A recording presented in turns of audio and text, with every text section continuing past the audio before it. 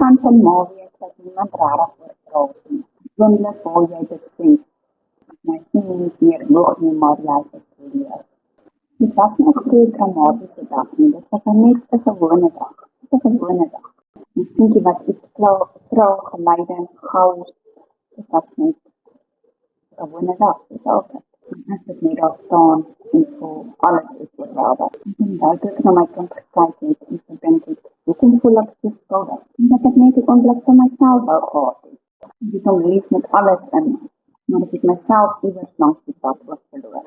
Maar die oomblik het my gebreek, maar dit het my ook eerlik gemaak. As ek toe besef, 'n uitgebrande ma is nie 'n slegte ma nie, of 'n beter ma nie. En beter kan mens instink. Ek besluit om op te glo dat selfopoffering selfvernietiging moet wees.